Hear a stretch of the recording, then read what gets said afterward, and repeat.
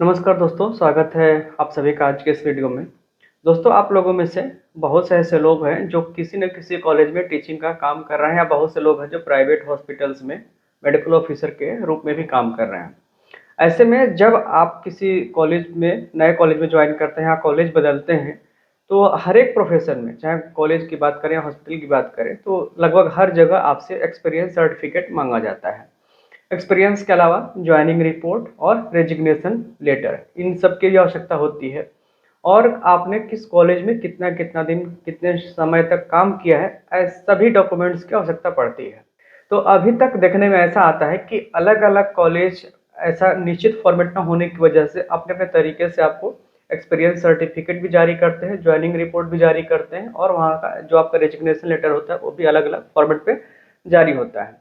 तो ऐसे में बहुत सारी समस्याएं एनसीआईएसएम के सामने भी आती हैं कि उसमें एक रूपता नहीं है किसी भी अनुभव प्रमाण पत्र में, यानी कि एक्सपीरियंस सर्टिफिकेट में, ज्वाइनिंग रिपोर्ट में या रेजिग्नेशन में।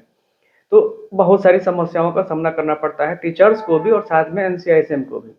तो अभी नया नोटिफिकेशन एनसीआईएसएम ने रिलीज किया है, और जितने भी जरूरी जो अनुभव प्रमाण पत्र होते हैं या ज्वाइनिंग रिपोर्ट होते हैं, उसका फॉर्मेट उन्होंने रिलीज किया है। अब आप किसी भी कॉलेज में ज्वाइन करें या छोड़ें, तो इन्हीं प्रमाण पत्रों पे इसी फॉर्मेट में आपको वो लेना है। साथ में से बहुत सी चीज़ों को उन्होंने पॉइंट्स को इसमें दिया है कि अगर आप किसी कॉलेज में ज्वाइन करते हैं तो उनमें किन किन बातों का उल्लेख करना जरूरी होता है। अगर उन बातों का उल्लेख आप नहीं करवाते हैं, अगर आप उन सब पॉइंट्स पे ध्यान नहीं देते हैं और उनका जो है विवरण उस लेटर में नहीं है, तो ऐसे में हो सकता है कि एनसीआईएसएम उस लेटर को अमान्य कर दे और उसको वैलिड डॉक्यूमेंट्स ना माने। तो ध्यान से देखिए इस वीडियो को। सारे डॉक्यूमेंट्स जो भी हैं आपके भले के लिए हैं, आपके फ्यूचर के लिए हैं, और इन सारे फॉर्मेट्स को आप लोग संभाल के रखिए। जब भी आप नया कॉलेज ज्वाइन करें, नया हॉस्पिटल ज्वाइन करें, या कहीं भी आप अपनी जॉब को चेंज करते हैं, तो इसी फॉर्मेट में अपनी सारी चीज़ों को आप जो आपका एम्प्लॉयर है उनसे लें, जिससे कि आगे आने वाले समय में आप सबके सामने कोई भी समस्या ना आए। तो इसके लिए हम पूरा आपको डिटेल दिखाते हैं, और ये पूरा जो पेपर है, इसको हम अपने टेलीग्राम चैनल पे डाल देंगे। टेलीग्राम चैनल का लिंक नीचे हम आपको डिस्क्रिप्शन में दे देंगे, आप वहाँ से डायरेक्ट टेलीग्राम चैनल पे जा सकते हैं, और ये सारे डॉक्यूमेंट्स आपको वहाँ पे मिल जाएंगे। तो ये नोटिफिकेशन अभी हाल ही में 15 दिसंबर को भेजा गया है सभी प्रिंसिपल्स को, director all colleges of Ayurveda Unani Siddha system of medicine. और इसका सब्जेक्ट है standard format for issuing the experience certificate, relieving order, promotion order, departmental transfer order and appointment order, and to receive the joining report. तो जैसा कि already हम इसमें चर्चा कर चुके हैं सारी चीज़ों की, अब यहाँ से हम आपको फॉर्मेट दिखा देते हैं, थोड़ा सा डिटेलिंग करेंगे उसमें। देखिए, ये है पहला पेज जो कि अपॉइंटमेंट लेटर है। सबसे ऊपर टाइटल में कॉलेज का नाम रहेगा, एड्रेस, लोगो, आईडी और कॉन्टैक्ट डिटेल्स, पूरा डिटेल रहेगा। इसके बाद टू नेम ऑफ फैकल्टी, यानी जिस टीचर को ज्वाइन कराएंगे उसका नाम और एड्रेस रहेगा, डेट रहेगा। अपॉइंटमेंट लेटर है ये, और अपॉइंटमेंट लेटर में सेम यही फॉर्मेट रहेगा, कब से कब किस डिपार्टमेंट में आप ज्वाइन कर रहे हैं। और इसमें देखिए ये इम्पोर्टेंट है, institute can mention its own terms and conditions, मतलब इसके अलावा इंस्टीट्यूट अपना कुछ एक्स्ट्रा ऐड करना चाहे वो कर सकता है, लेकिन जो यहाँ पे 6 पॉइंट्स हैं ये आपको मैंडेटरी उसमें देने ही देने हैं, मेंशन करना है। पहला है nature of appointment is regular या इरेगुलर कॉन्ट्रेक्चुअल, जो भी आप करना चाहें। Mention the probation period, probation period आपको मेंशन करना है। सैलरी कितनी देंगे वो मेंशन करना है। प्रोविजन ऑफ ईपीएफ, यानी कि आप ईपीएफ देते हैं नहीं देते हैं मेंशन करना है।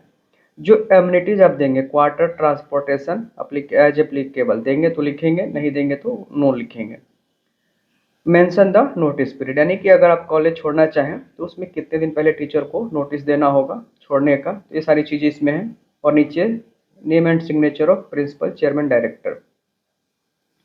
और इसी फॉर्मेट में कैंडिडेट का डिक्लेरेशन भी रहेगा नीचे, ताकि बाद में कोई विवाद की स्थिति ना आए कि टर्म कंडीशन क्या थी क्या नहीं थी।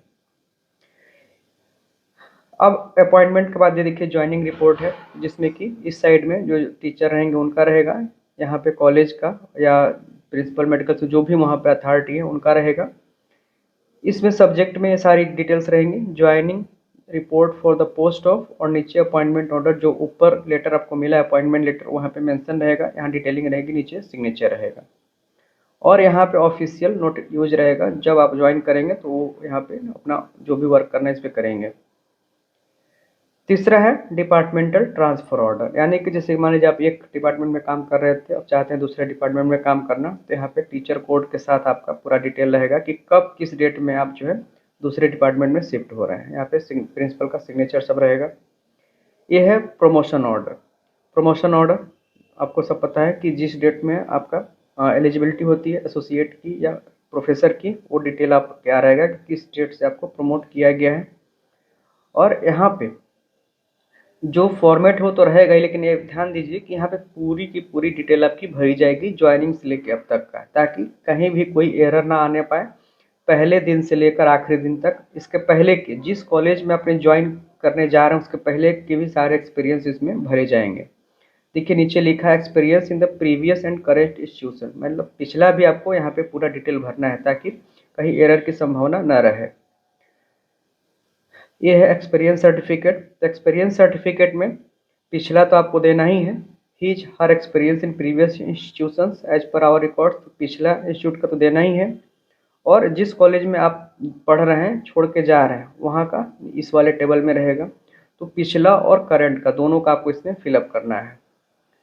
ये है रिलीविंग ऑर्डर, इसमें भी सेम वही है सारे, इसमें कब से कब तक आपने प्रीवियस में कब काम किया और इस करंट इंस्टीट्यूशन में कब काम किया, ये पूरा डिटेल डेट वाइज यहाँ पे रहेगा विथ डेजिग्नेशन। तो ये थे फॉर्मेट, और निश्चित रूप से फॉर्मेट बनने के बाद से काफ़ी काम में सहूलियत होगी और कहीं से भी आपको कोई इसमें समस्या नहीं आएगी।